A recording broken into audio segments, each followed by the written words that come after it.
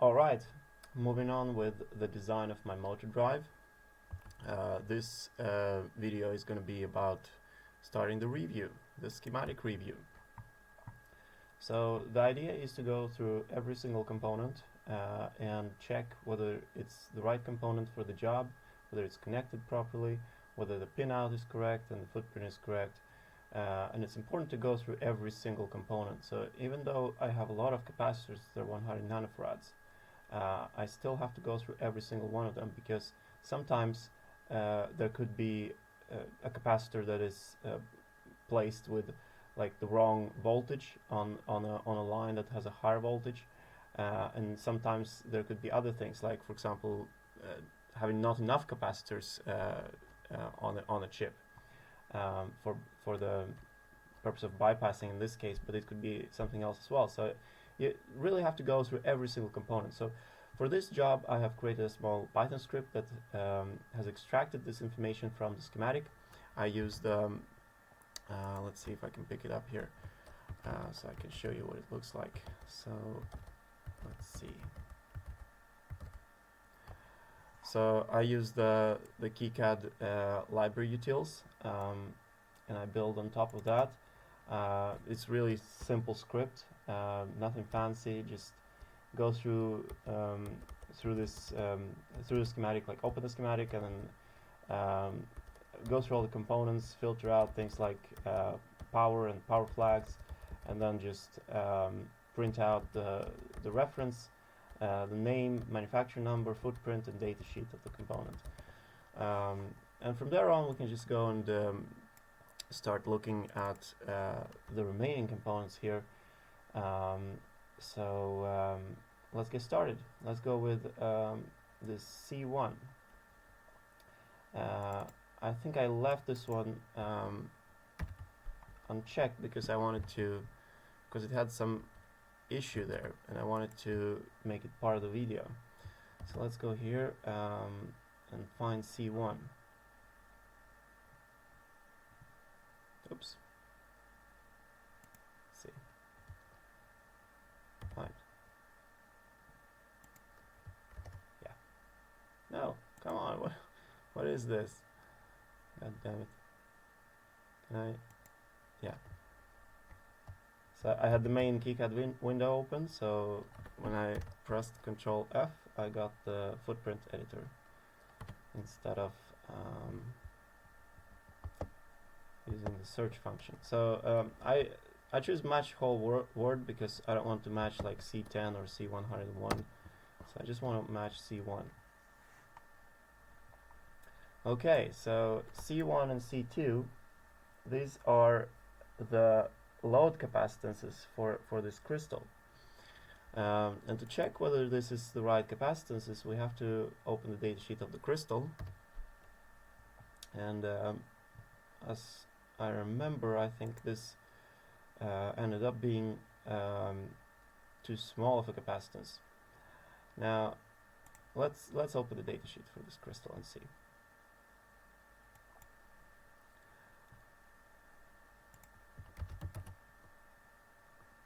Okay, I'm gonna open it up here.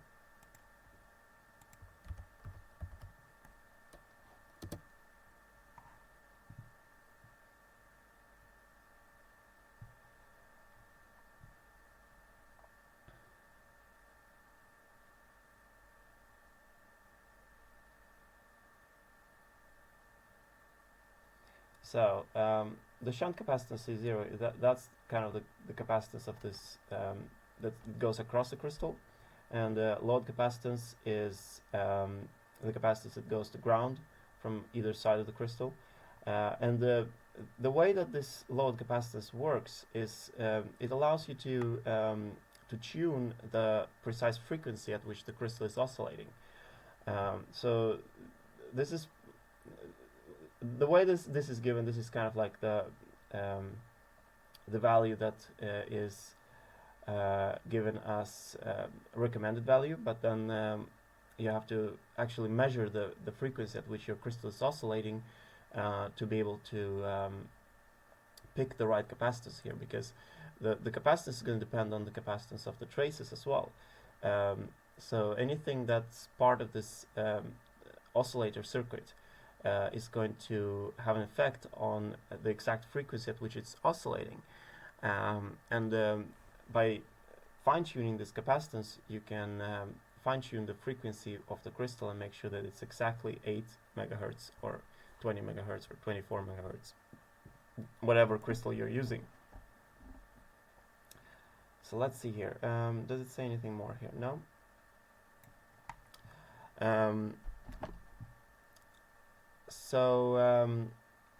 What I want to find out a little bit more about is this crystal load capacitance.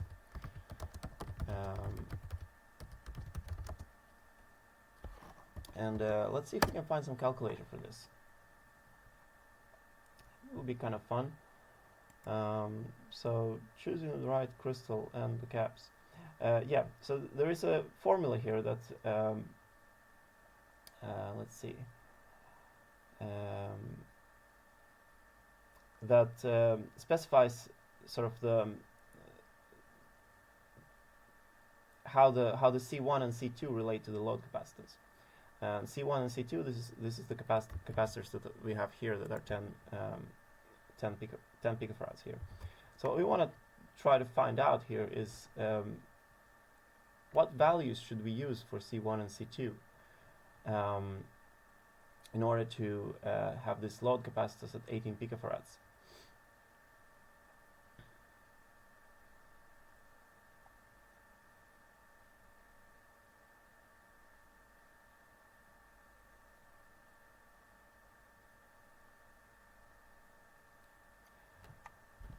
So let's test this. Let's see if this value that I've chosen fits this formula. So let's say we have 100 divided by 20 plus 5. So 5, 10, yes. So we end up with 10 picofarads in load capacitance if we use our 10 picofarads capacitors, which is too little. What we have to do is pick capacitors that are, let's see. So they provide a little bit of a rule of thumb here. Let's see if we can let's see if we get some good result here.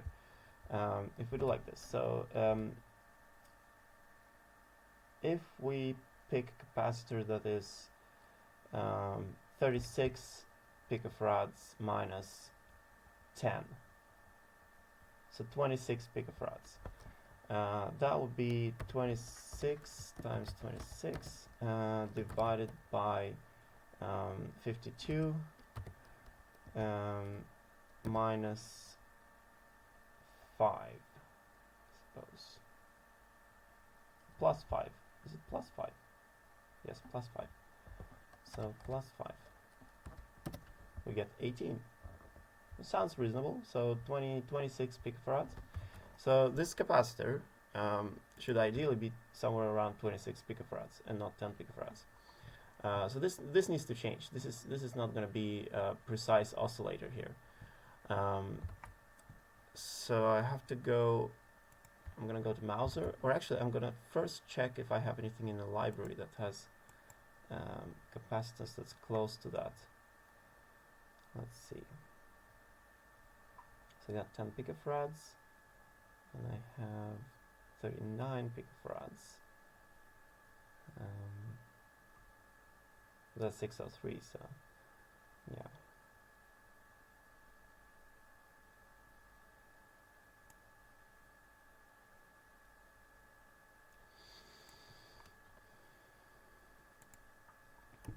What I'm going to do here actually is I'm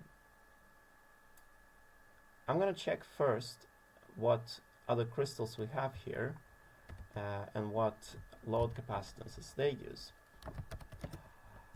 So I have another crystal, I think, for the CAN-FD interface, and another one for something else here. There should be something else that uses a crystal.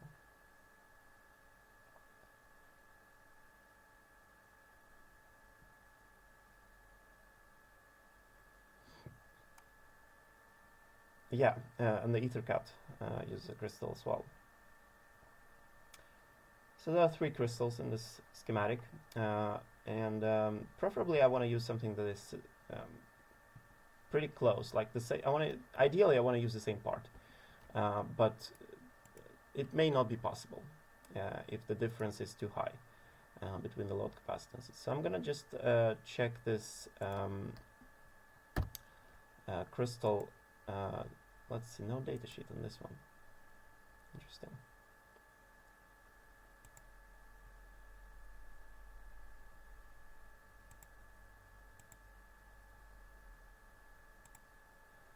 Okay. Let's just see if we instead can do like this.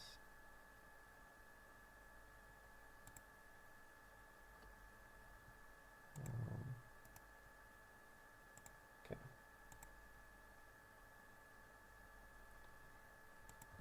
This one has a really weird article number, and I think the reason it's, or actually, yeah, I think my script actually found it because it updated the stock here, and this looks like the right description for this crystal. So it looks like it's 9 picofarads in load capacitance.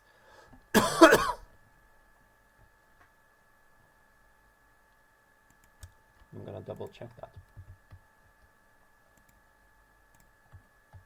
Let's open it here.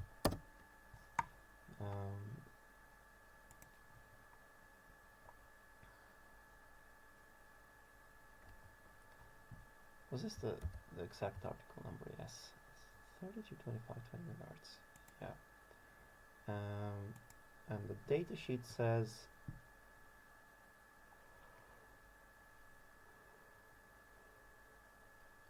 7 picofarads.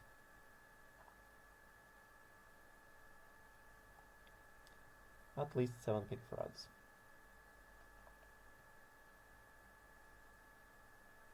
Right, so number 3 there is the load capacitance.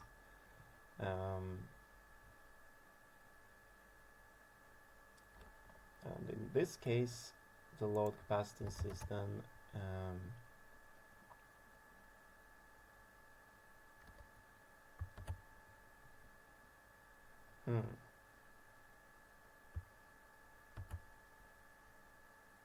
20 megahertz.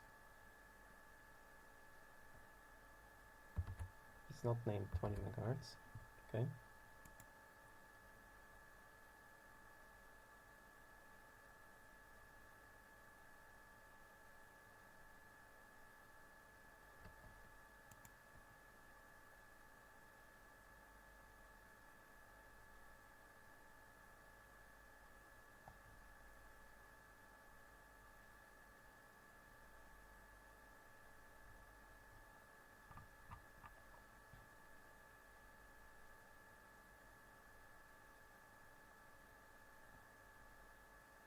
Frequency tolerance.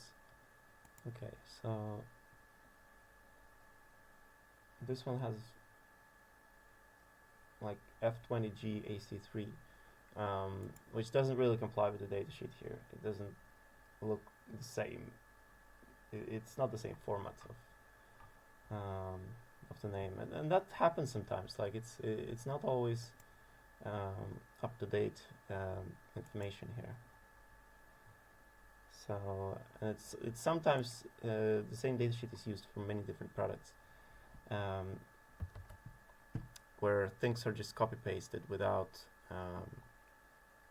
which causes mistakes. Yeah. Okay, so this one is 9, and let's see. Not gonna save anything here. Or actually, I want to hide this crystal name. So I'm gonna select this one, and I'm gonna hide it. And actually, I'm gonna make sure this gets updated next time I run my script. And then I have the 25 megahertz. I think the other one is 25 megahertz. the one that is in use here. This is the 25 megahertz crystal.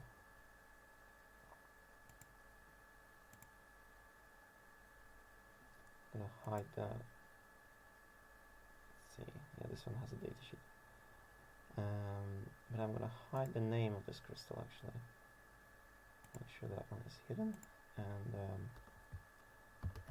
I'll save this, and then I can just go to the data sheet and see what it says here.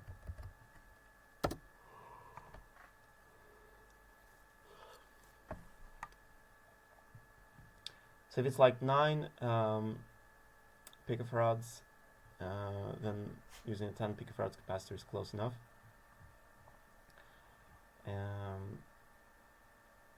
But let's see what this one is. What does this one say as load capacitance? 20 picofarads. Load capacitance. Specified in part number.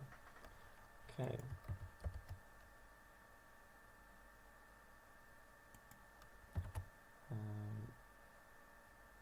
ECS.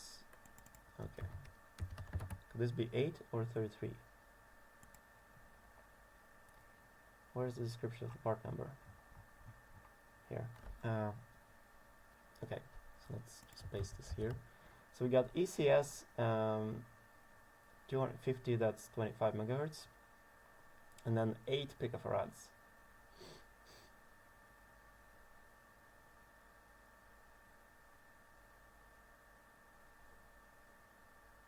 And 33 is the package, and then it's, yeah. So the number in between here, so 8 picofarads is the load capacitance of this crystal.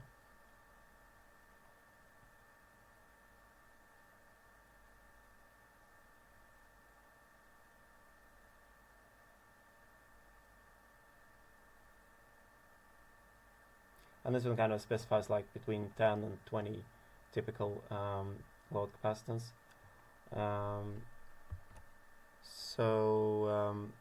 Let's see if we have 8 picofarads. So if we use the formula that was on the other website there, it was like twice. I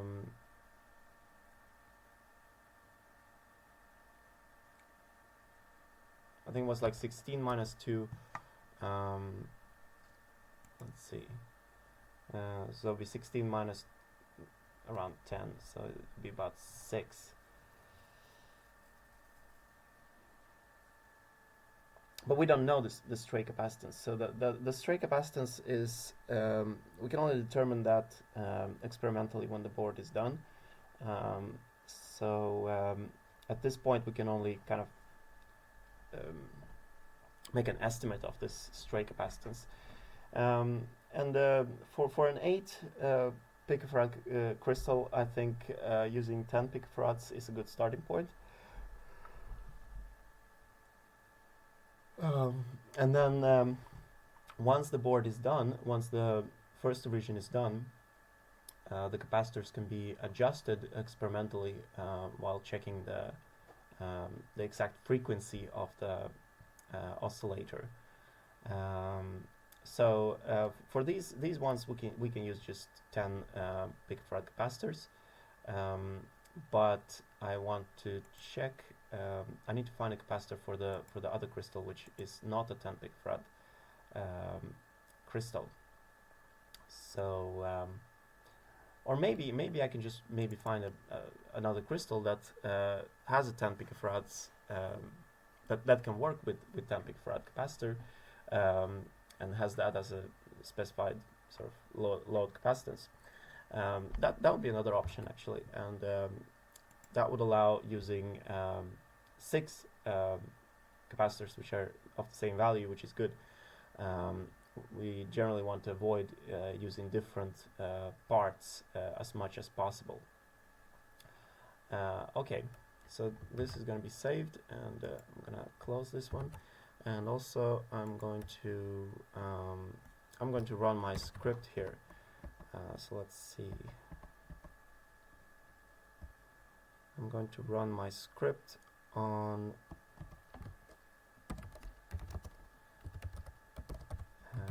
on the schematic library, and that will update any missing fields in the schematic library. So I can then just update my schematic from the library. So I'm just going to go, okay, my script is done now. So I'm going to go update field values here, and then I should, yeah, then all the field that I've hidden in the library has disappeared here as well, and all the other fields have been updated. Okay, I just want to save this to Git so that, let's see, so I always save my work. So I'm going to push this to Git. Let's see. Yeah.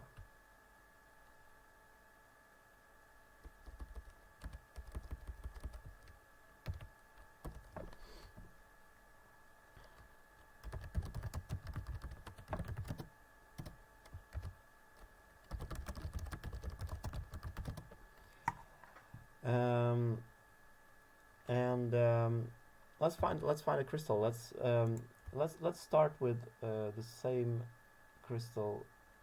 Let's find this exact part here. And actually, this one also needs to be. Let's see. I want to hide this field as well.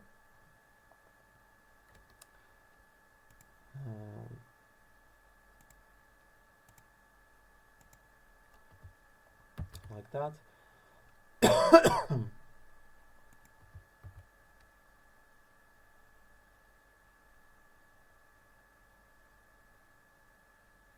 Oh, this was interesting. So this one says actually 10 picofarads. Why did I get a different value there?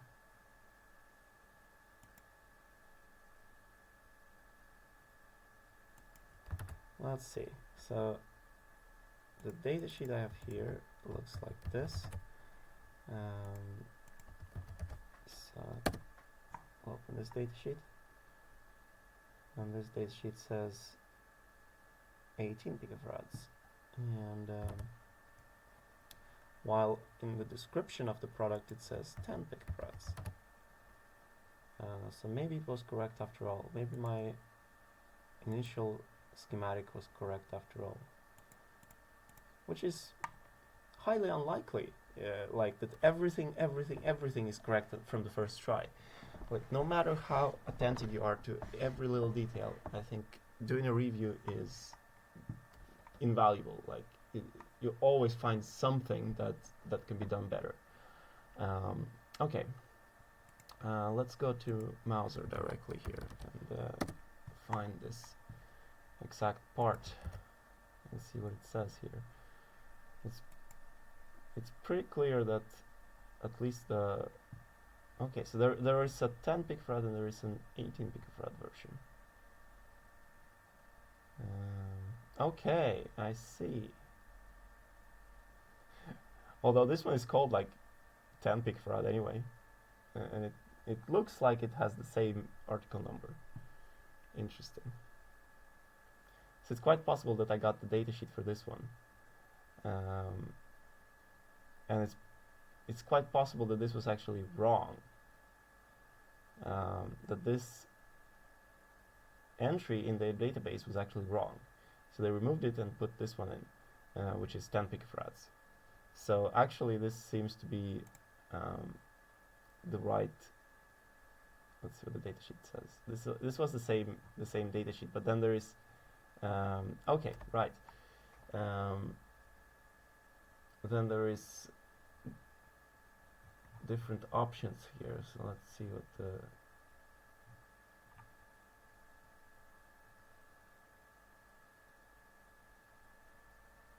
okay, right. So we have to actually go after this, after the article number. It seems that the article number in this case tells us that it's a 10 picofarad load capacitors, in which case we can use 10 picofarad capacitors on all three crystals. which is nice. So no problem there. And I didn't have to go through all this crap, and you know, but I didn't have to do this since it was correct. But imagine if it wasn't correct. Imagine if this was actually incorrect. So let's see here.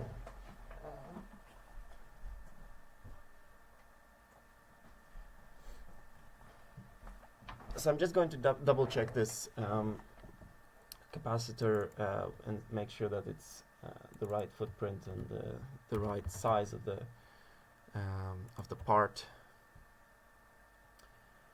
because it's too easy to when searching in Mouser, like if you search for 402, you can get a 402 metric parts by mistake, and those are very small.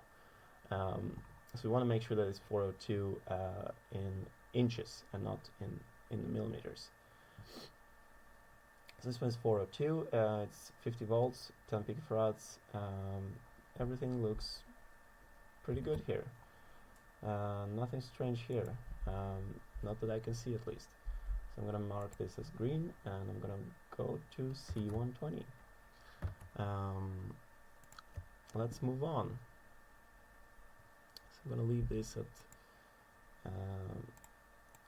10 picofarads, and I'm going to move on to the next part. Oh god damn it! Now I have this.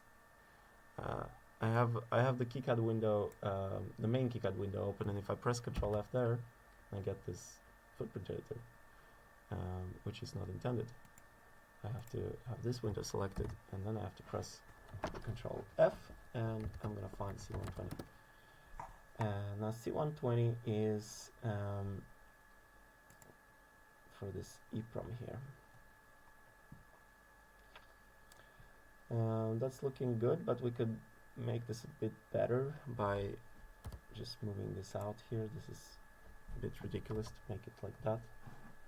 It doesn't look pretty, so I'm going to take this and place this one. You can place it here, and place a wire here, and then I'm going to delete this part as well.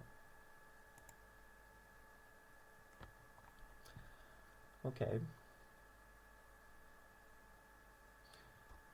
let's not concern ourselves with anything, any kind of bullshit that's here.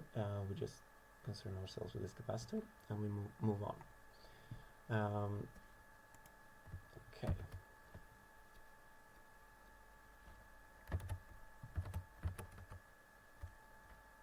C120 is fine.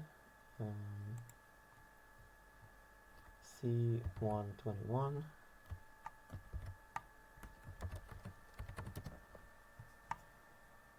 That's 100 volts, that's correct. And there's 3 of these capacitors, one for each leg of the inverter. So 121 is fine. By the way, yeah, so I already checked the fact that 100 nanofarad is the correct, has the correct footprint. I'm just gonna double check this. 2.2 100 volts, it's supposed to be 3225. Yeah, it should be correct there. It's exactly the same in the same article number. So we can set 121 to green, and we could actually set 129 and 133 to green as well. 133. And moving on to 122.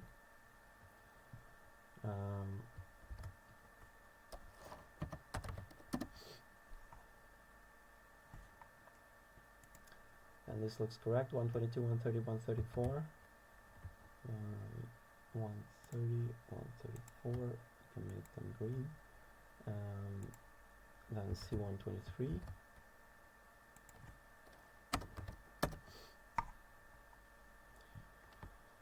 This one is 100 nanofarads. It's a filtering capacitor. It's going to be placed on the voltage sensing. It's going to be it's a rather high capacitance for this. I want to double check just what they used in the reference here.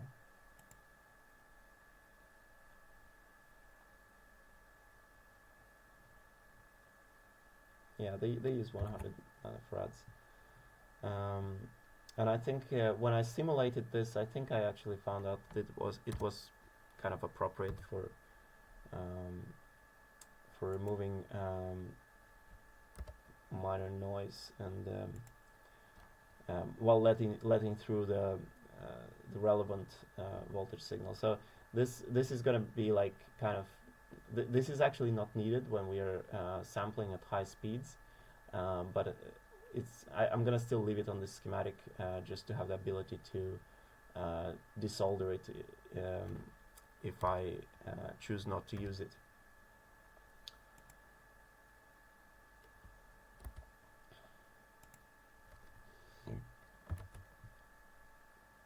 So we can say that 123, 145, and 149 are okay. 23, 45, 45, 49. Make those green. 24 then.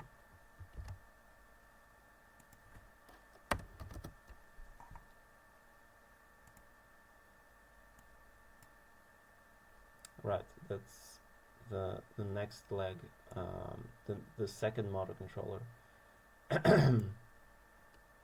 Let's move this a little bit. Make sure that this looks pretty. And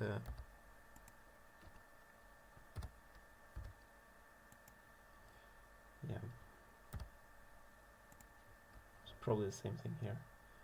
Yeah, very annoying that it ended up like that.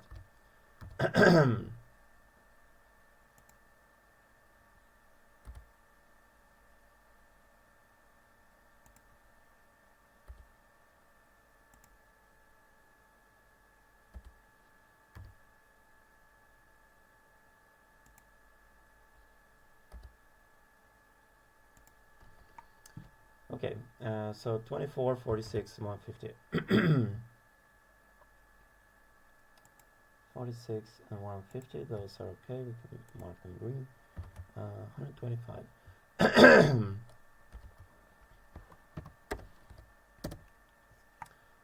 Let's see, this is 10 picofarads. Oh, that's why I chose to use 10 picofarads. Yeah. Okay, 10 picofarads, 50 volts. These ones are they're placed on each transmission line. So let's see here. The details of this are in the datasheet for the LAN 519252.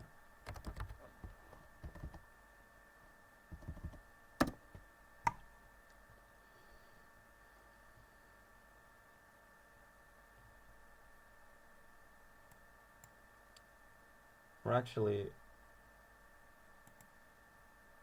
yeah. So there is a schematic here somewhere. Let's see if we can find the schematic.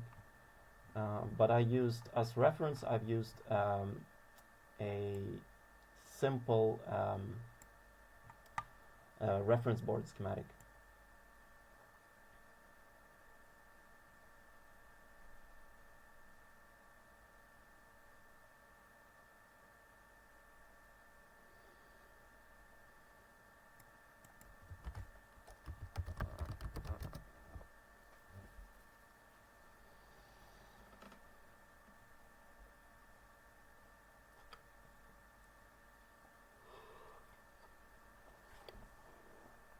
Is there any schematic here? Come on.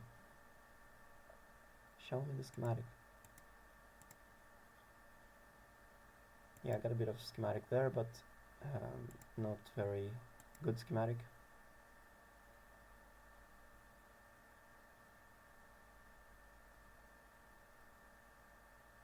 Oh yeah, the land check schematic checklist.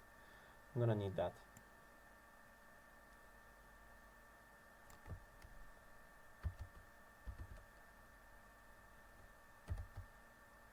Let's see.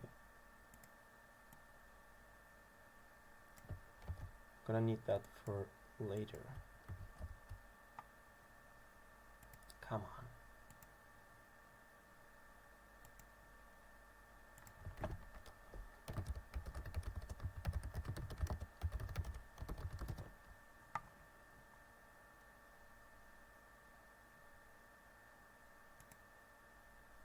No, that's not the right one. Look at my pointer, it's like, it's jittering. Like I'm not even moving the mouse. Sometimes it just jitters. Okay.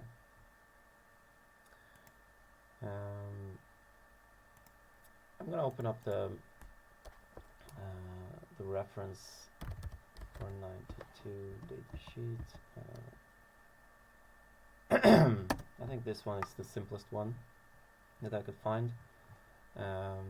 Basically just power supply and the chip. So this was using 18 picofarads, but this is a different crystal as well. It doesn't really say, can't really read out what the load capacitance is in that crystal.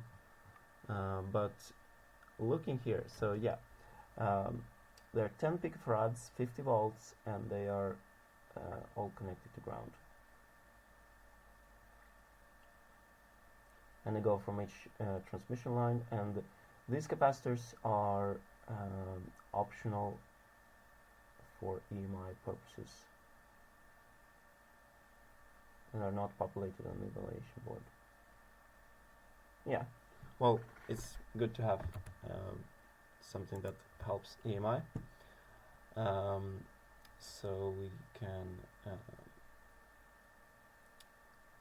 can keep them in place there, and they have the correct rating. And all I have to do is just, yeah. And I already, since I already checked the footprint of this particular part, and it's the same part that I use for the crystals, I can just green all of these ones. So 125, 27, 31, 37. Let's see, 25, 27, 31, 37. And let's see, 26, 28, 32, 38. 26, 28, 32, 38. 26, 28, 32, and 38. Okay, we're getting more and more green lines. That's good. C13 then. C13 looks like a bypass capacitor we can find here. Okay. This is used for the reference supply, VDD ref, or VDD-A. And I think that we could maybe use 2.2 microfarads actually here, at least on the output and even on the input, because this needs to have a little bit more capacitance to suppress noise. But we could check, because this is a very low power regulator, it can actually be enough to use 100 nanofarads capacitor. So I'm going to check the datasheet for the regulator just to make sure. Let's see.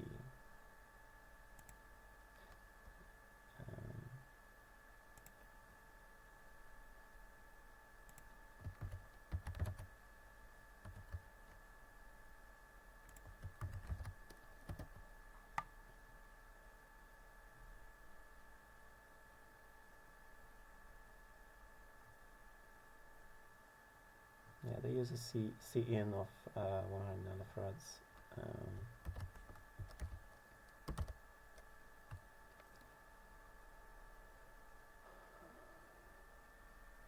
typical values, yeah, they don't even use any output capacitance. C out is, let's see, output was designed to be stable without additional output capacitor. Without the output capacitor, the Vout settling times during reference to can be as short as 20 microseconds. Okay.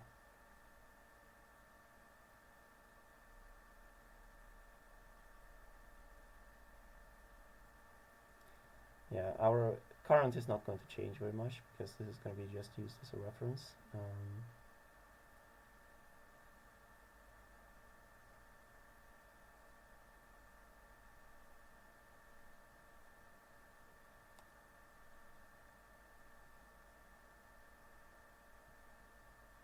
Okay, so having any C out actually can introduce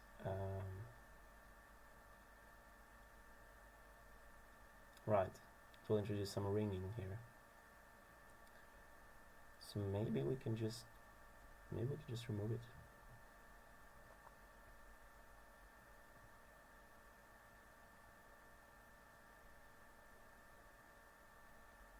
Yeah, we're not going to have large load changes.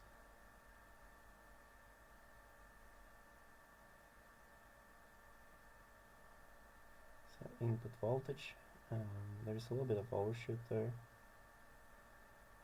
but nothing, nothing serious. Let's see.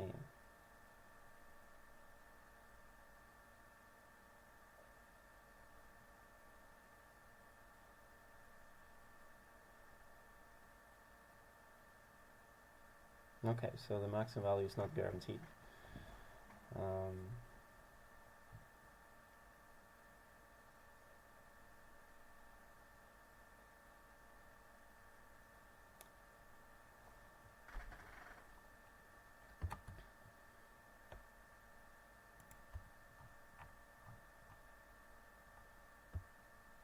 So I'd say we keep the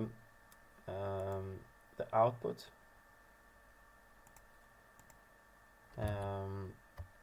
I'm going to keep the 100 nanofarads there, but I'll change this one to 2.2 microfarads because let's see.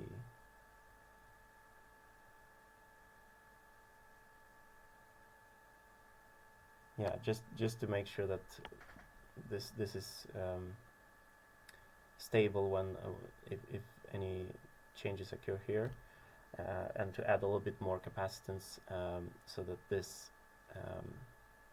5-volt line has a softer slope. So that seems like a good idea. Let's see if you have any 2.2.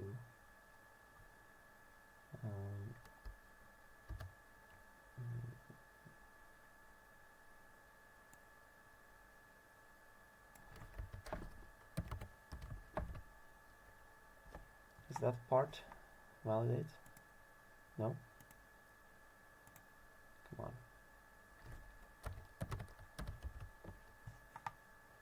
Oh, these are huge. Okay. And there's 16 volts. There's 16 volts we're going to use here. Okay.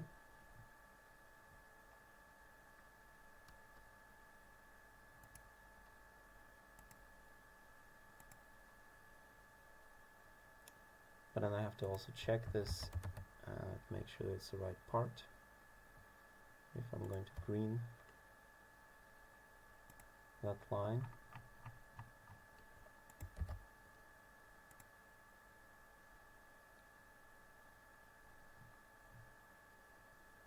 .2 16 volts, 402 in inches, which is good. Seems good. So we can green C13, even though it's a different part now. And then we have C135, 1 nanofarad.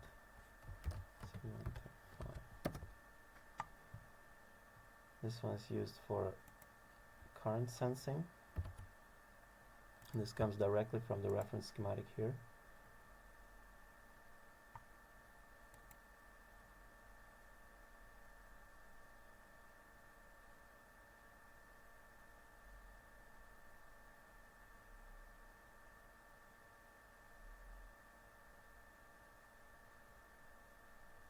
And SP1, SP2, and SP1 and SP2 are connected directly to ground, and then there's capacitor and that goes to SM1. Yeah.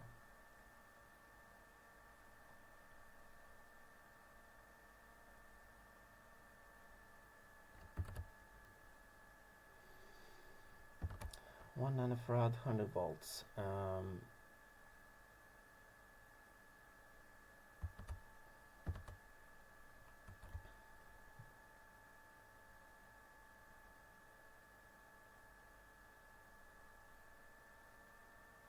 Yeah, I could have greened them right away when I was checking the 115, 116.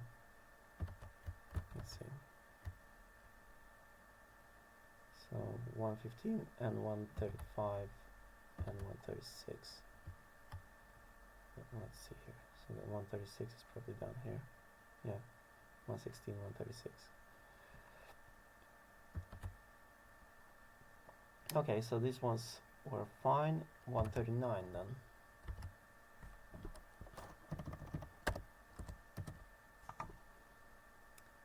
These are two large capacitors that are placed on on either side of the bridge, according to the reference layout.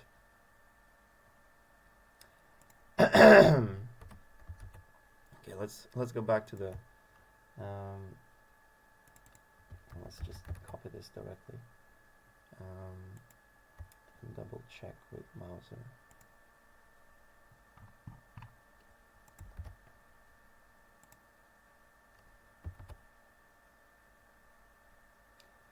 This is a radial capacitor, which is a through-hole part.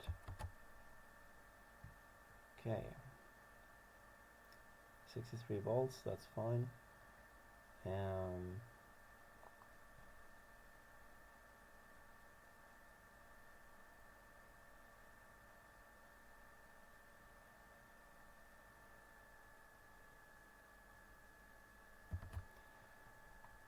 Let's also double check the recommendations if there are any.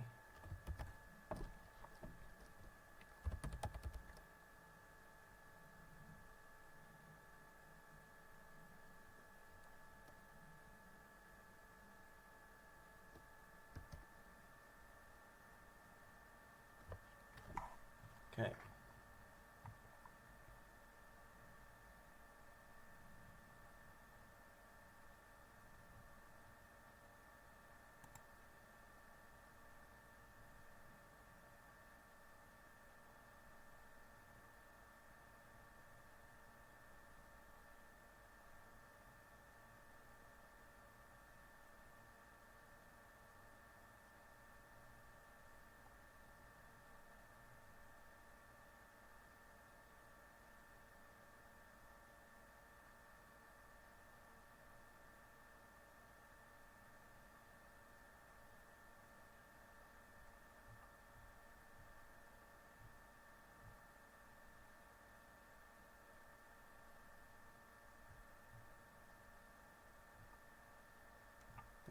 They go here, one there and one there on either side.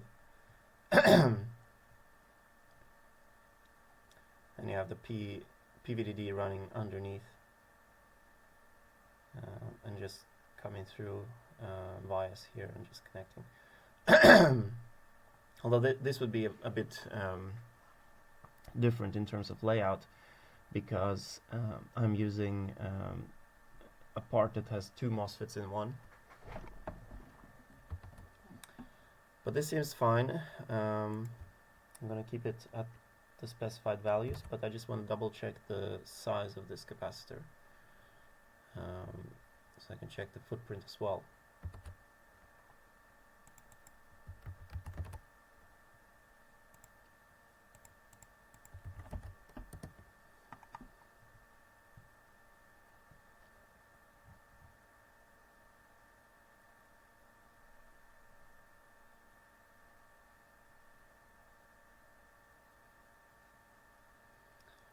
Okay, so let's have a look at the article number here. The ESK 27M 6063 63 volts.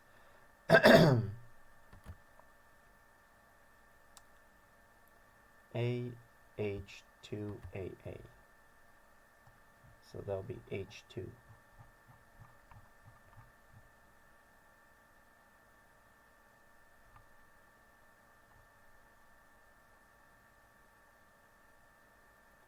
So it'll be 10 times 15 in length.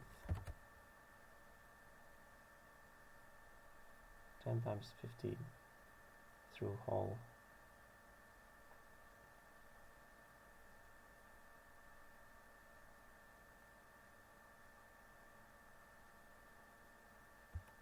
millimeters and 5mm pitch. That's an interesting that's an interesting way to specify the distance between two pins. Like, oh, we're gonna make it point that way. Okay. So P for H2 is 5mm. Yeah. So that seems correct. We can green 139 and I could just green all of the 4 here, but I still always just go through from the schematic. I start from the schematic and then just green the ones that I feel are should be correct. So it's 139, 144, and the 2 here, 140, 143, 40, 43, and 4.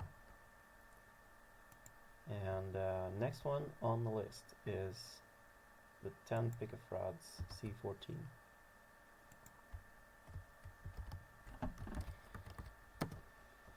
C14 and C20. Okay. We can actually green C14, C20, and these two, 72 and 71.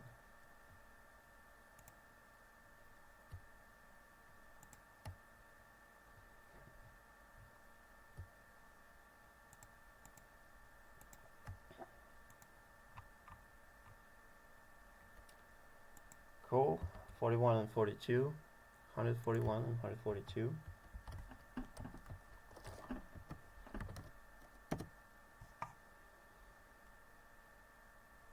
.50 volts, 2.2 nanofarads. And where is that specified? Let's have a look.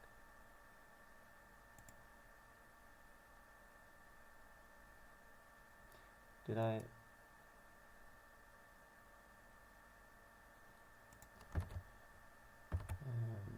Okay.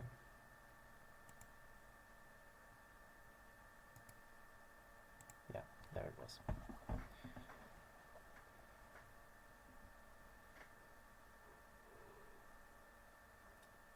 .22 nanofarads.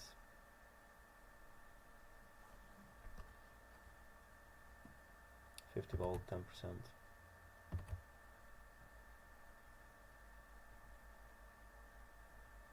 Wait, that's 22 nanofarads, that's not?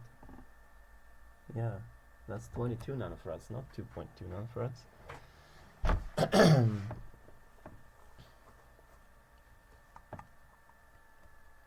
So this was wrong. Unfortunately, we cannot green this just by just right away without changing it. So I need to go and find a 22 nanofarads capacitor. I don't have a 22 nanofarad capacitor, so I have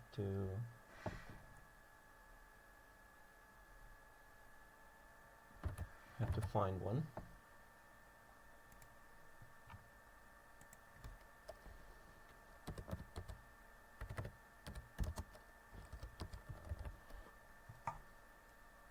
I usually name them in terms of microfarads. Let's find 50 volts and 402.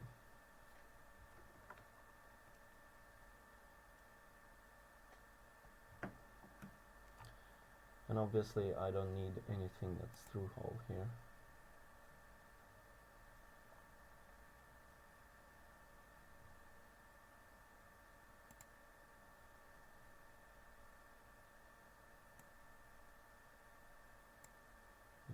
If we go with surface mounted, I'll get the package box when I click on search.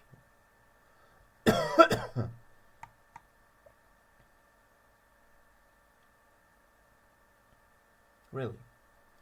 Is 603 the smallest one?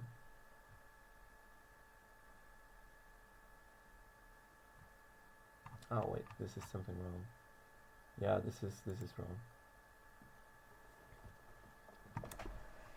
Let's go from here.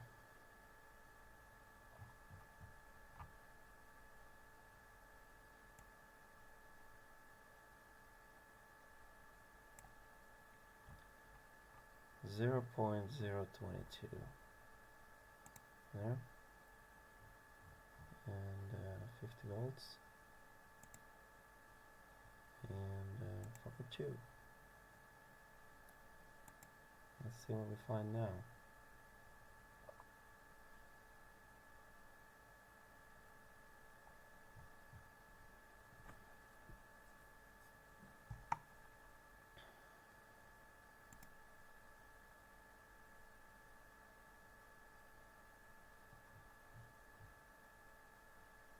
Okay, great. It looks like this part will pretty much do the job. And as far as I know, as far as I think, I don't think we're using, or do we? Maybe we're using 2.2 nanofarads. I know we're using 2.2 microfarads, but nanofarads. Let's see. 2.2 nanofarads.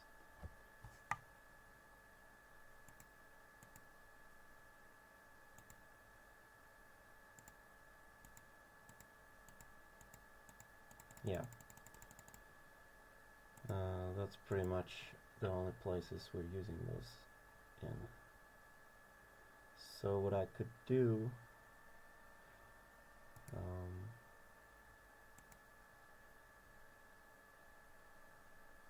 current symbol is not saved.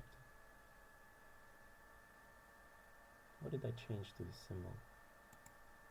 I don't think I've changed anything.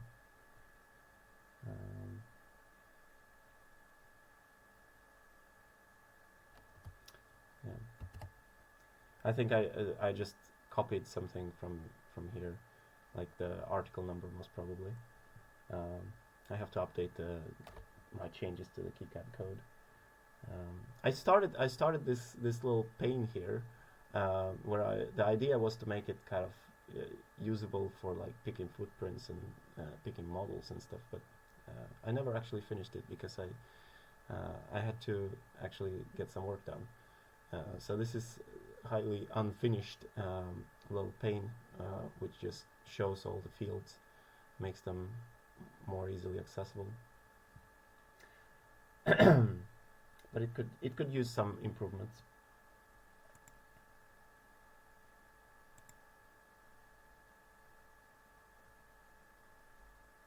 And this one is 603 even. Okay.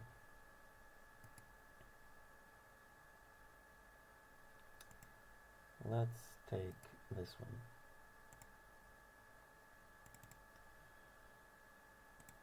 And I'll make 50 volts and 22 nanofarads. And then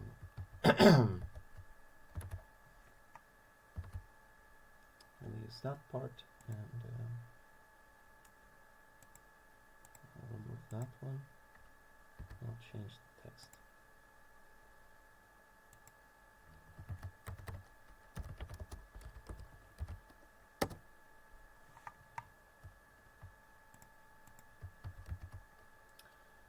I'm just going to copy that. I'm going to close this, and as the last thing here, I'll just update the library.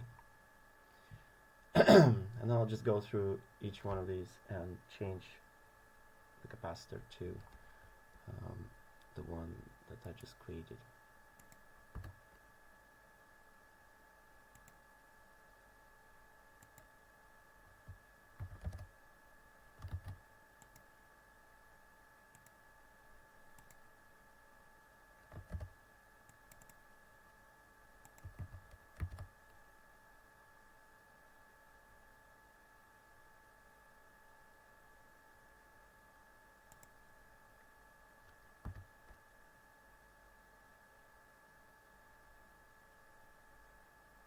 All right.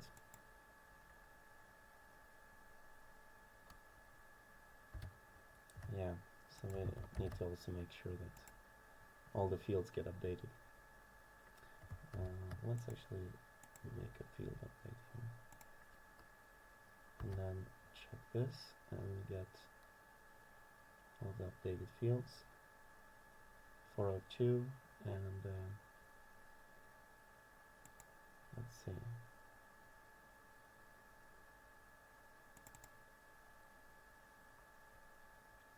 Can I make this a bit bigger? Yeah. 0.022 microfarads, 50 volts. Looking good. Okay.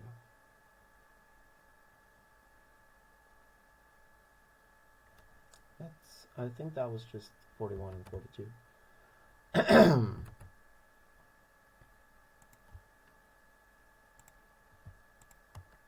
I'm gonna green them.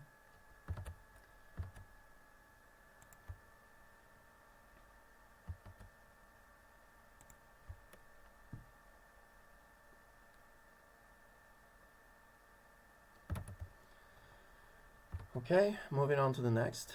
Next is 47.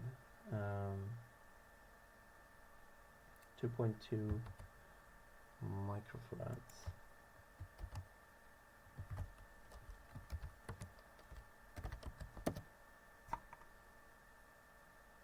Why is that 100 volts? That is so unnecessary. Okay, 47 and 48.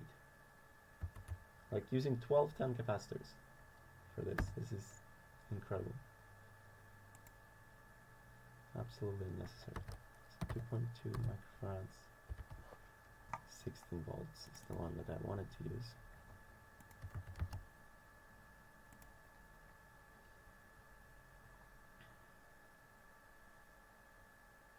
This is the bypass capacitor for the Hall sensor input, or actually for the Hall sensor itself, the circuitry.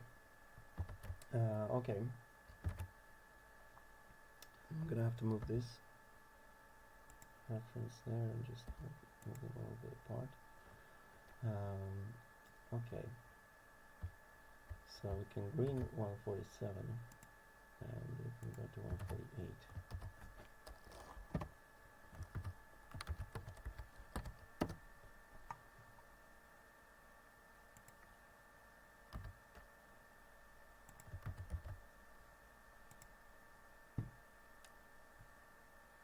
It's easy for such things to slip through because it's quite common that you just pick a part that, like, if you want 1.2 microfarad, you just pick a part that's close by, and sometimes you don't notice that it's a 100 volt part, when in fact you need something much smaller here. So 148 is green, and we got 220 microfarads, another one. Okay. Is that the input capacitor somehow? Let's see. 15. Yeah, okay.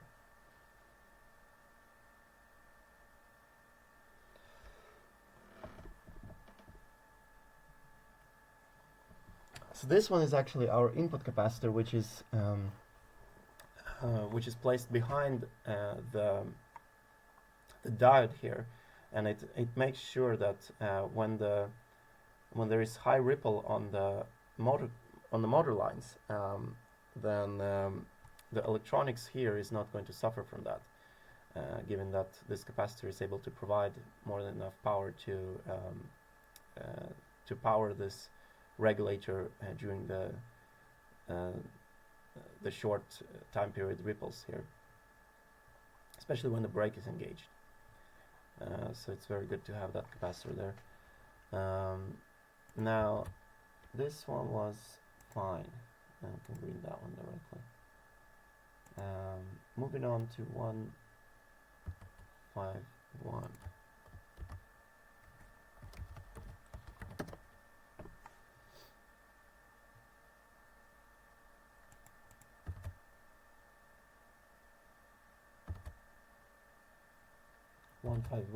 Is actually 100 volts. So could this be wrong?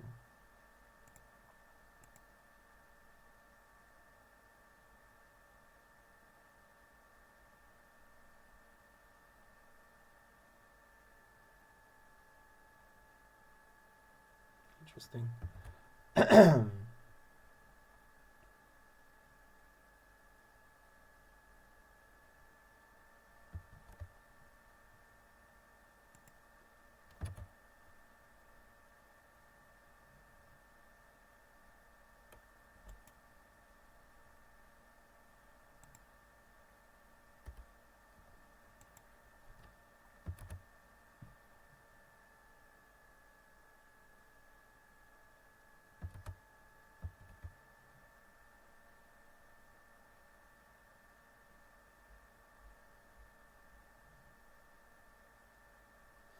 Oh, I think that, could it be that let's see.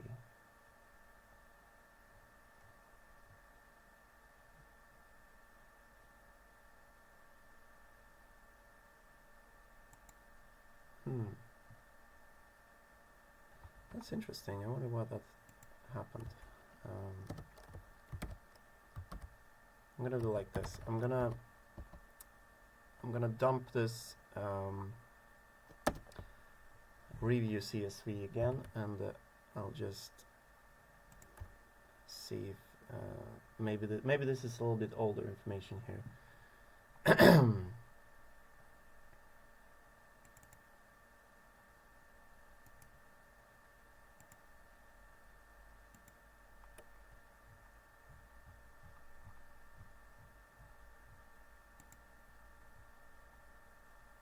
I have to close this. I have to open it again.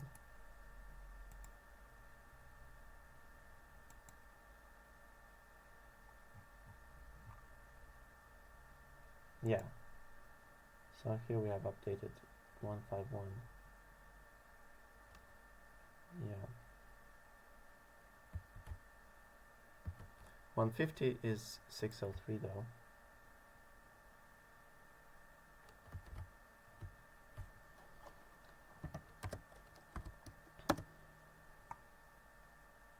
Yeah, that's correct. And 151 is the 50 volt. Okay. Cool.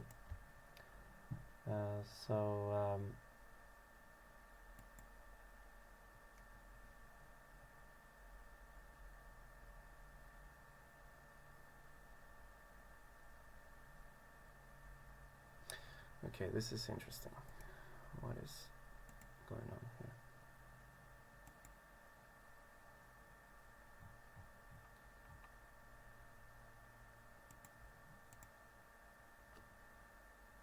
$52, $53, $54.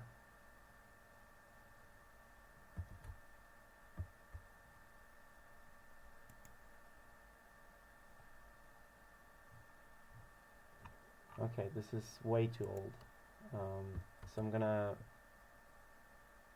just go ahead and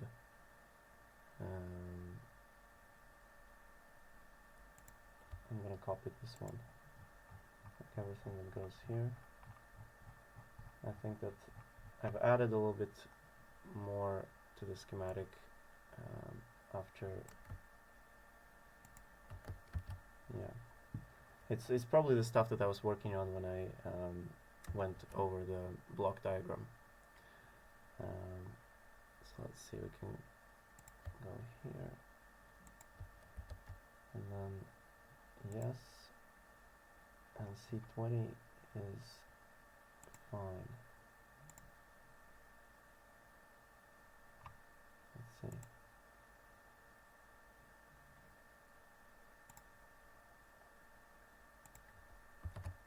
is C2?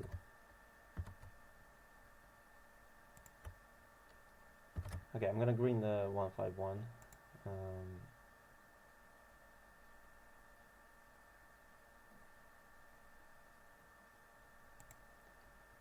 I'm gonna find the C2.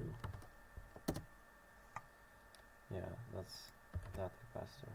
Okay, green that one as well. 152, 153. Let's see. 152. That's yeah. Okay. 152, 153.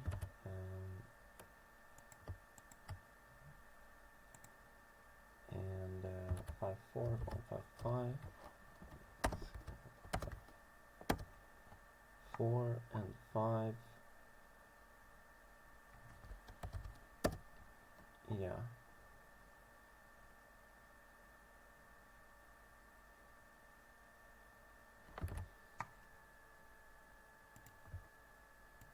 Green all of them. And then C16.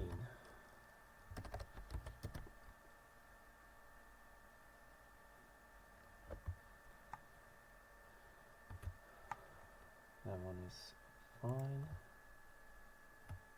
And where is C17?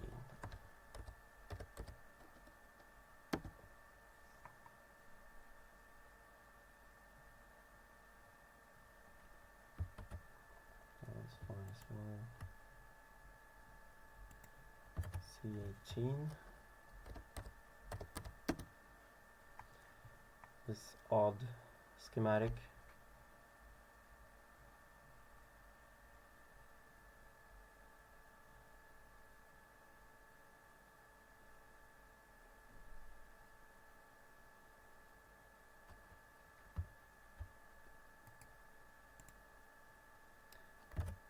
So C18 is this one.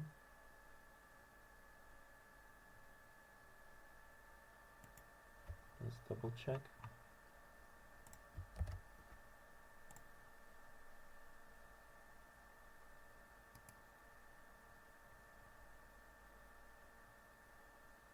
$37D.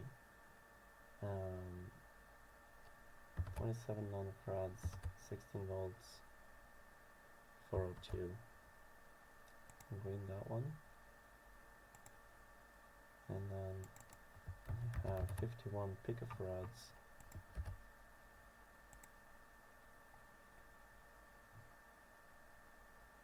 $50 volts, 402. Yeah, green that as well. And it's in stock. Very good. Okay. C21, 22, 23.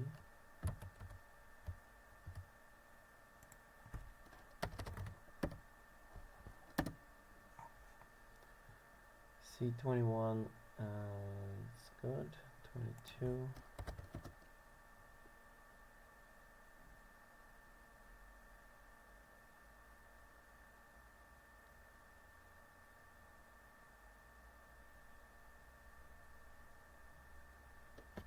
So it's one for each chip here. So it's 5 volts and 3.3 volts.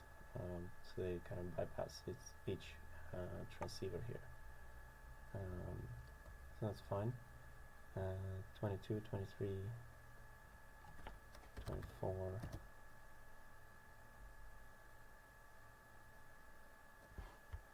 This goes to 3, 3. 2 of them and 1, 2, 5. 24, 25, 26, 27, 28. Yeah, everything up to 27 we can green.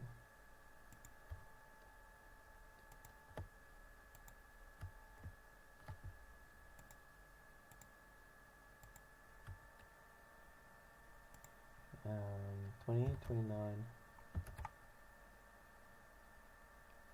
Yeah, they should all be the same there. So let's go 28, 29, So got 1, 2, 3, 4, 5, 6, 7, 8, 9, 10, 11, 12. 6, 12, and there is another one for the other one is for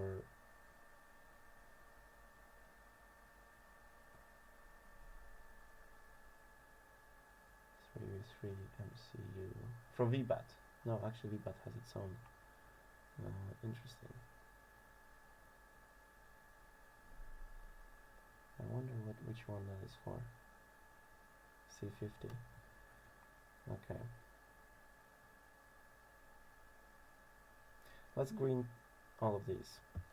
So we got 28, 29. Green them. And then we got 34, 35, 39, 40, 34, 35, 39, 40, 41, 42, 43, 44.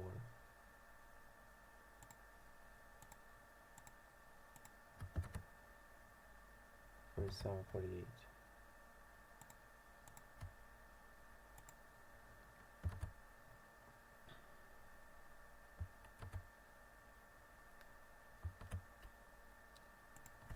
Let's see, 3. That's the VBAT. And then that one, C30.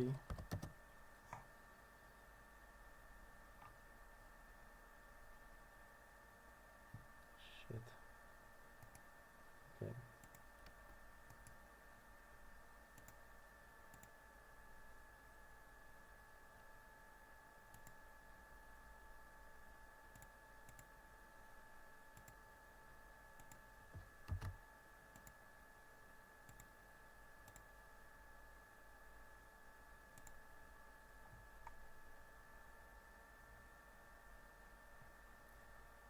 C30 is connected to to the boot pin here.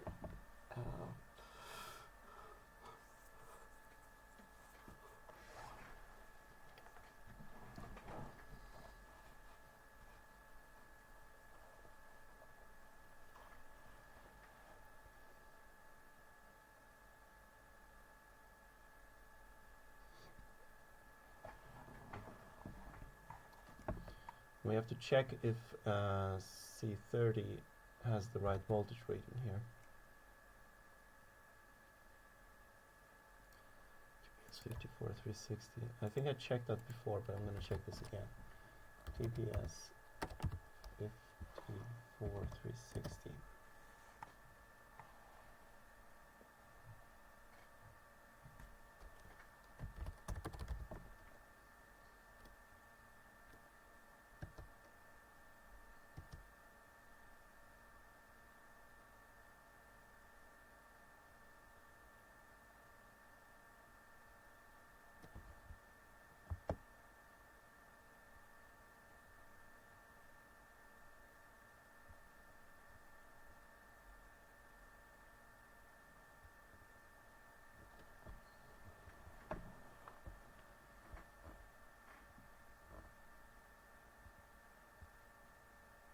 Rating of 10 volt or higher is recommended for stable performance.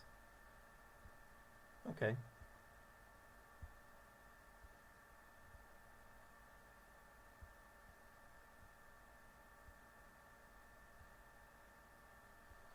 So that's fine.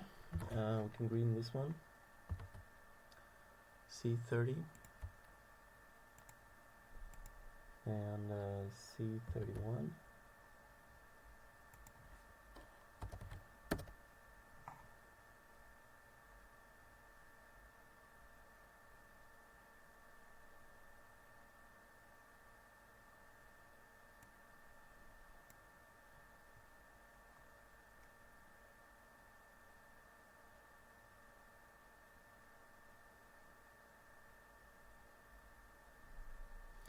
This is just ugly, okay? I can't live with this. I have to remove it. I'm gonna take care of the EEPROM later as well.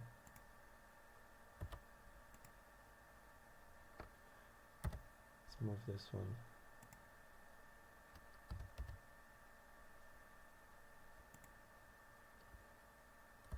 Move the field reference.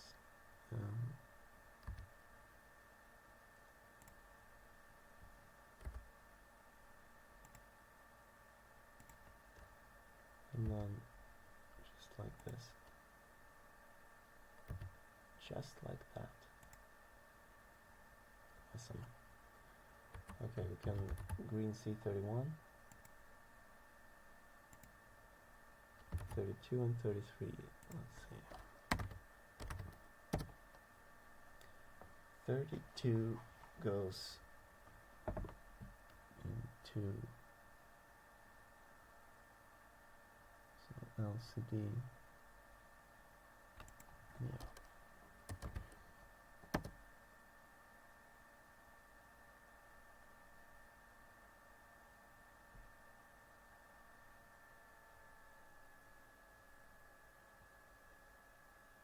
This one is for the transceiver.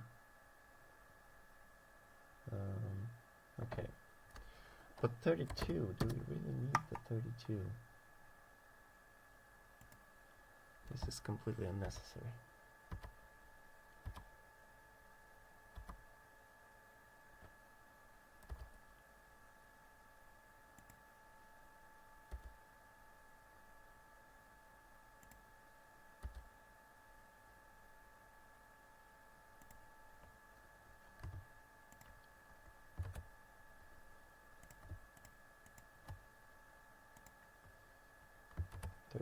And 37. Let's see, 37 is 2.2 microfarads. I wonder if I've already somewhere here. No, that's 100 volts. Okay, so this one is 16 volts. I'm just gonna check it. Make sure it's the right one.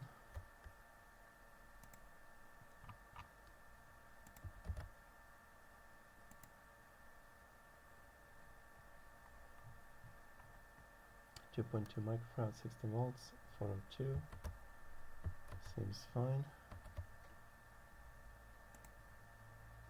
It's 36. Let's see.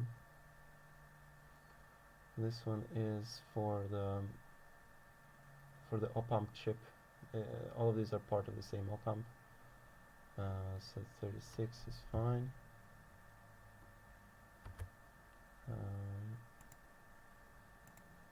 Got 38 then. This one is a rather large one. 38. That's the one that goes to the 12 volt output.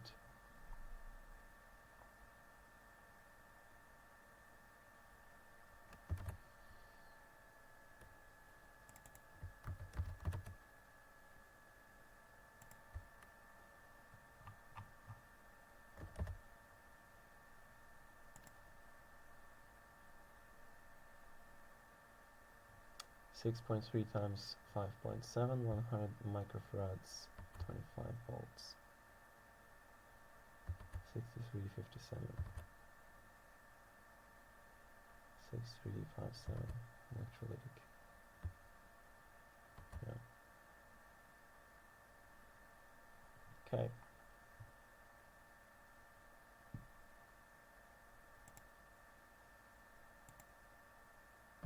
C4. I should have checked the footprint here as well.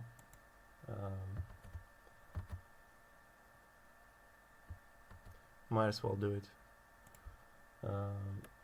Let's see here.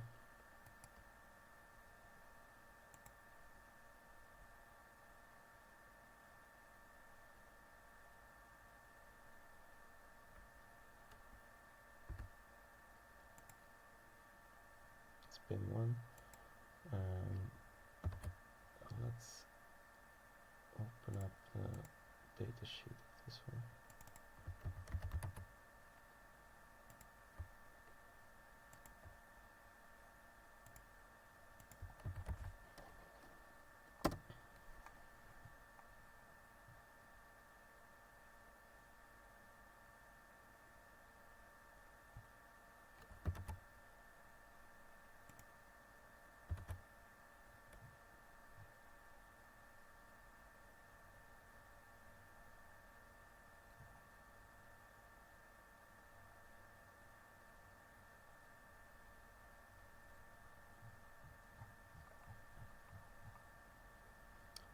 there isn't really any landing pattern.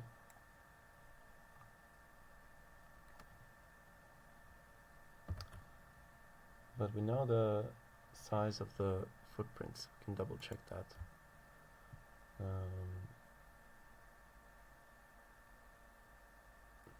Let's see.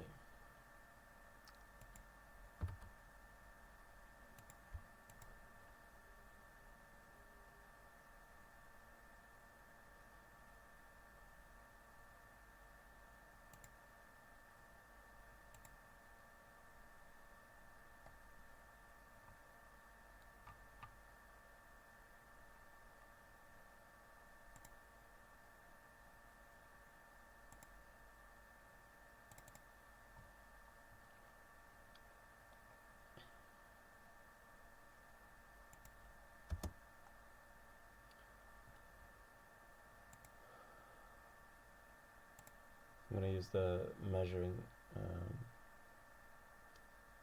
tool.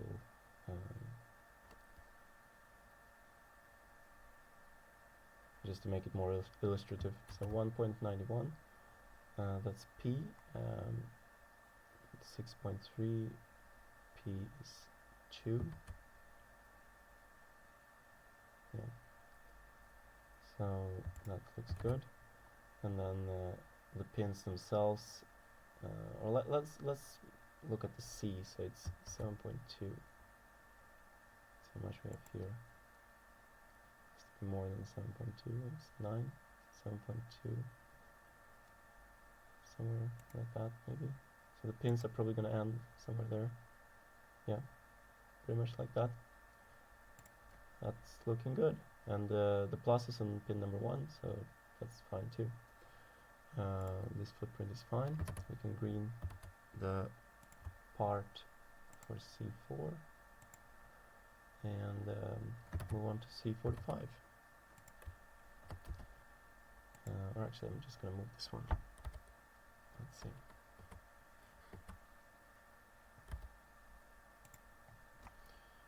So C45. This one is going to be used for the 12-volt input.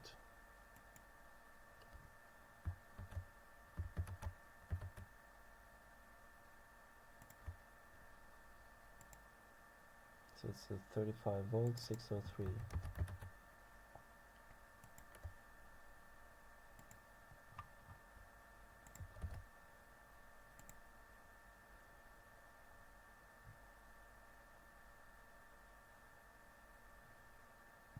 Not that many.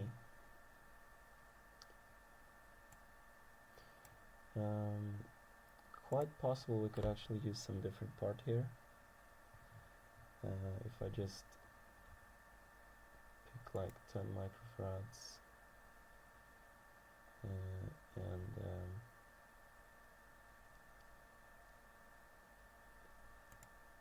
let's have a look.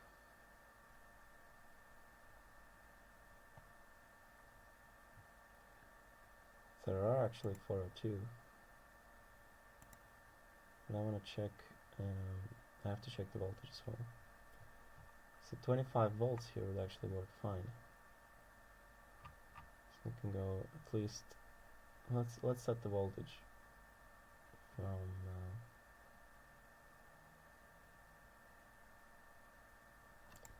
20 to 63.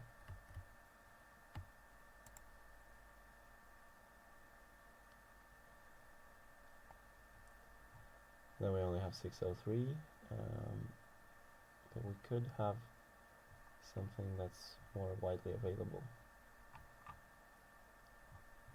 236. So, oh, this, yeah, 262. 25 volts, 805. Okay, we don't want 805. Or maybe it's fine. Although they're not the cheapest ones. 805, 805, 805. Okay. Although all of them are 805 here. 805 or larger.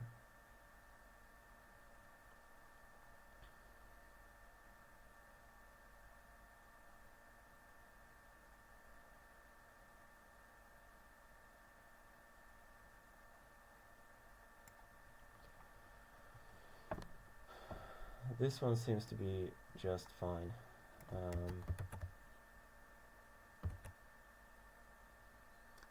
Even though it's 805, I could use an 805.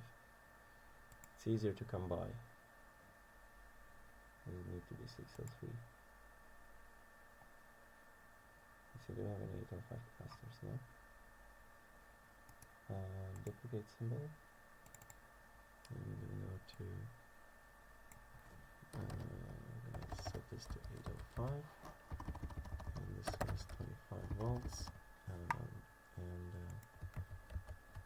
the article number is that, and this will be changed to 25 volts. Okay, just removing this, and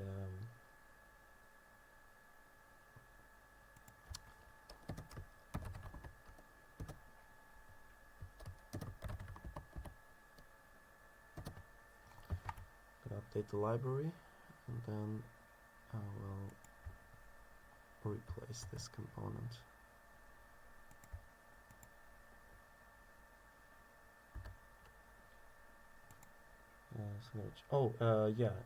The footprint. So I need to. Let's see, 10 microfarads. Although.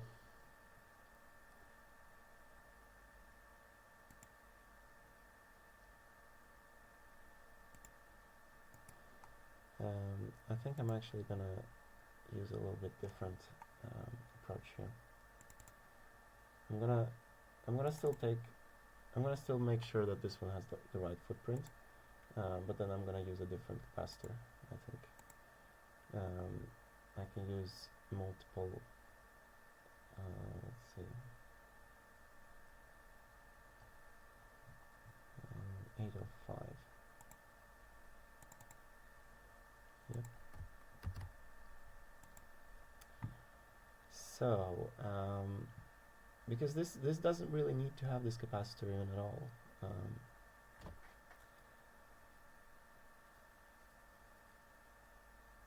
Or rather, it should have something like okay, we got 22 microfarads there, but it's 10 volts.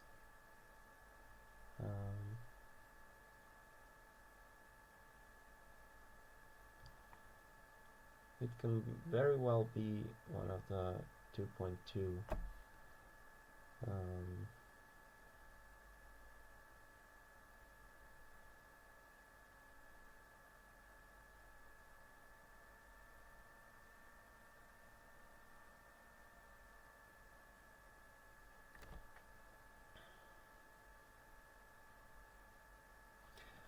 let's have a look at the datasheet of TPS 62147 and see what they say there.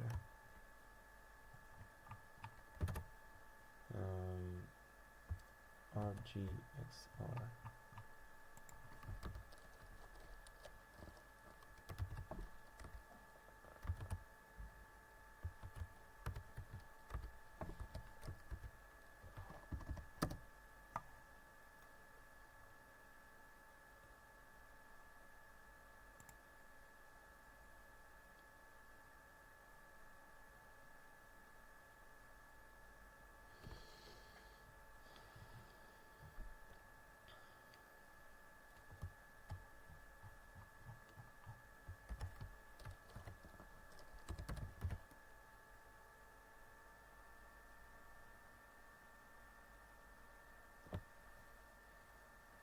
Yeah, they use 25 volt ceramic 805.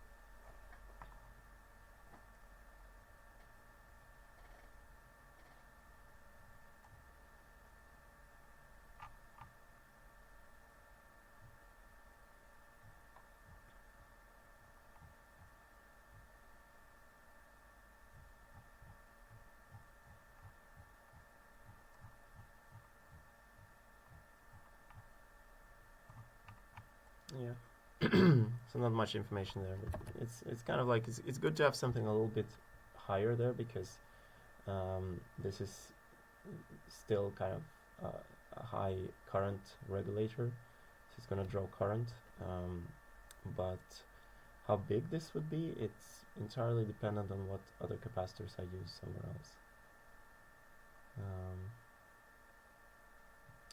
So maybe it's good to use a 10 microfarads 805 there,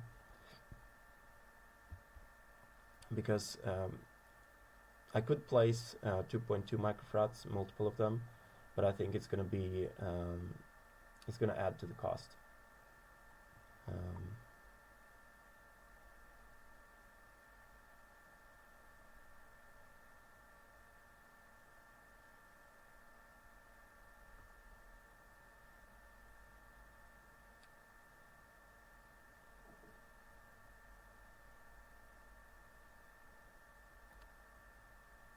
Let's see, not that one, not 100 volts.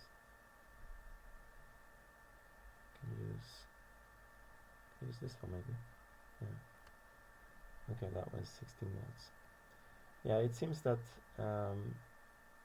having a see, that was 16 volts. Yeah, we really need to have 25 volts there. Have a good margin.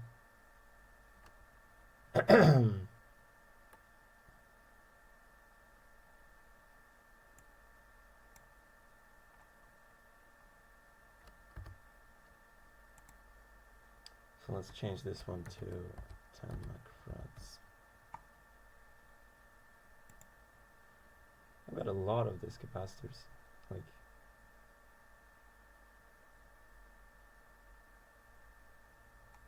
25 volts. Yeah.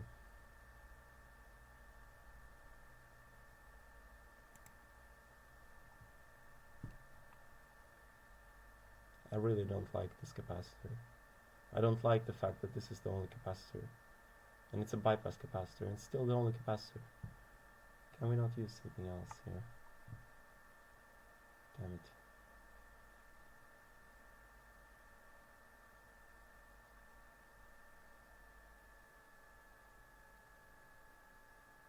I almost want to use that one. So that one is 6.3 millimeters. How much does this one cost? 0.33. This one.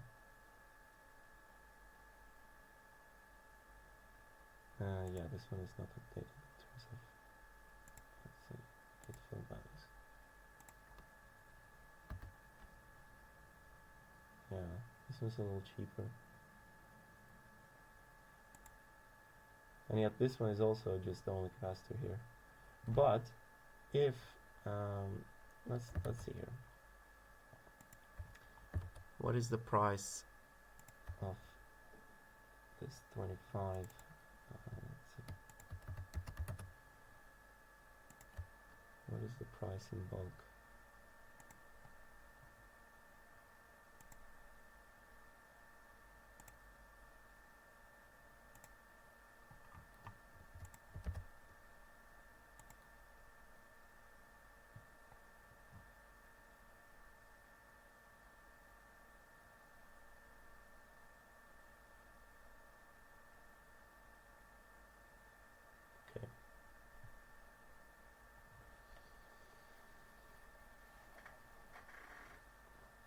So 100 of them cost 0.25 euro per part.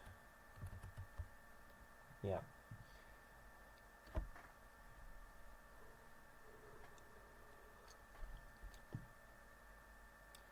Yeah, I'm gonna keep this for now. Let's green the C45 and move on.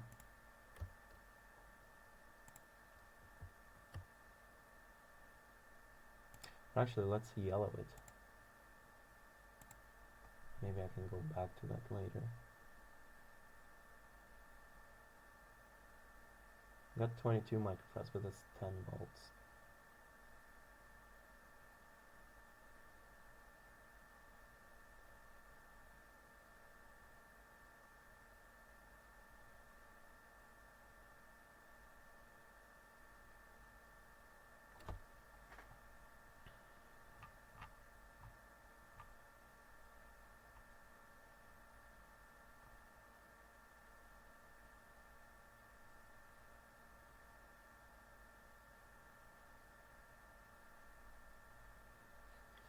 not going to use these bulky 2.2 microfarad capacitors either there.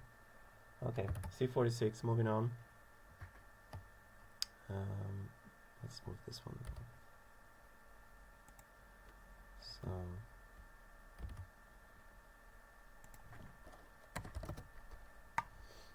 C46 is 100 nanofarads connected to SSTR. Is this appropriate?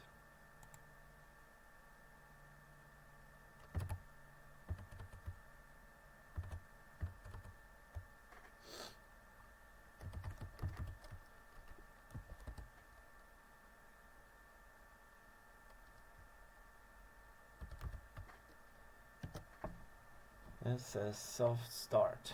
External capacitor connected from this pin to ground defines the rise time of the internal reference voltage. Let's see.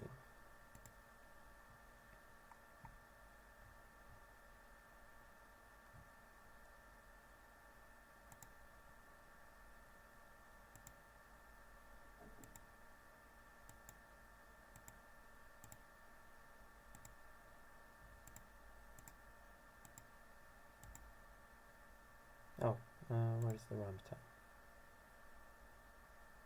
Okay. 3.3 microfarads.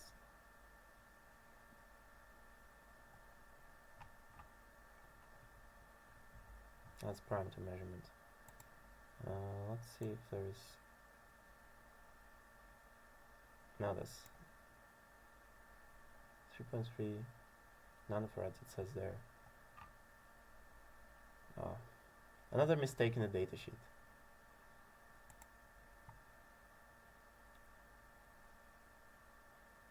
Not even datasheets can be made without mistakes, let alone schematics. Let's see, soft start. Okay. So,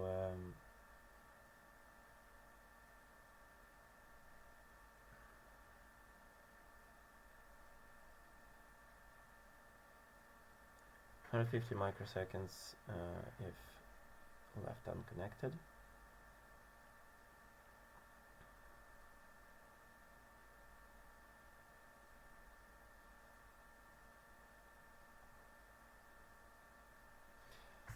But where is the formula for the SSTR?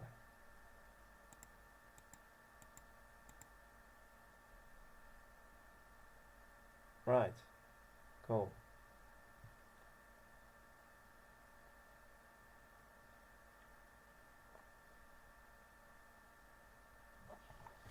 So let's see what time we get. So we have 100 nanofarads. So it's 100 times 10 to the power of minus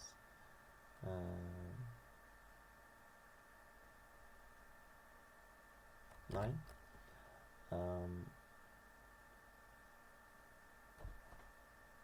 Yeah, it's minus 9. Minus 12 would be picofarads. Okay.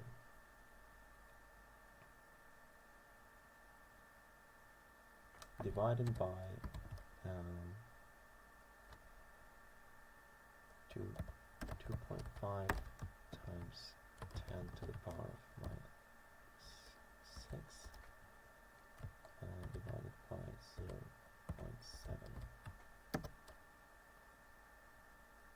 0.7. 2.8 milliseconds. Yeah, that's fine.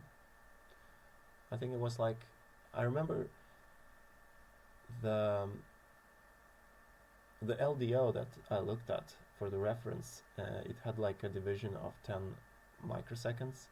So I think it was like maybe 50 microseconds or something. The rise time on their diagram, which resulted in some minor overshoot. So 2.8 milliseconds, that's fine.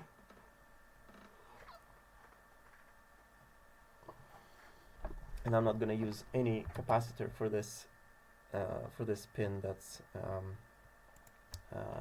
not widely used in the rest of the schematic. So 100 nanofarads, 50 volts is a good option for this pin. So we're gonna green C46.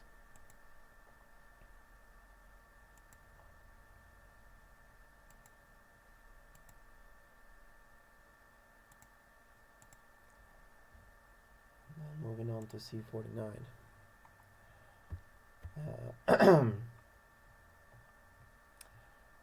There's quite a lot left to do here, so I think I'm going to finish the video.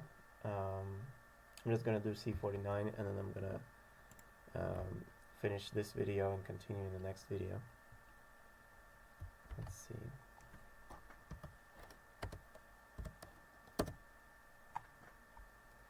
C49.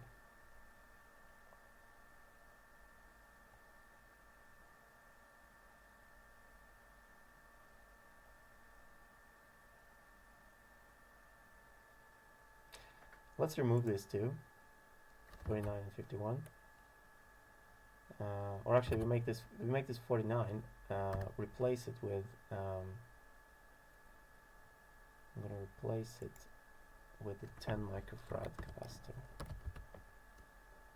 the one that is 805 there, so that I get up in numbers, and I'm going to save on removing this one. Is that C51? Let's see. Yeah.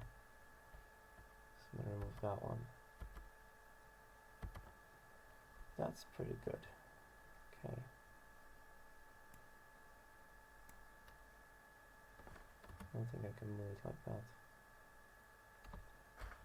Let's just do like this.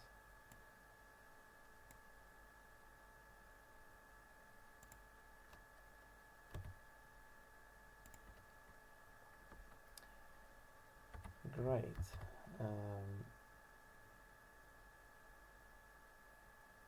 So C49 is green and C51 is green.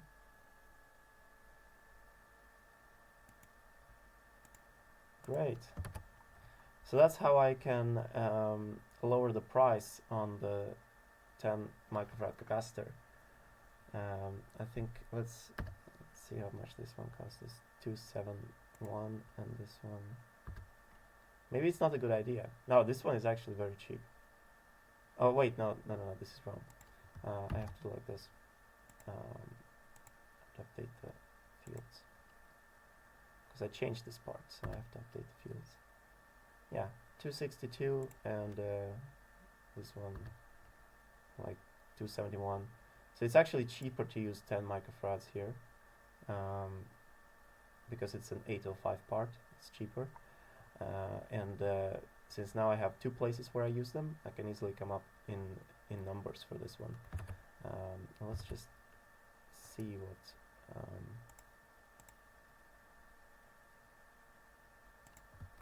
what the prices are for them.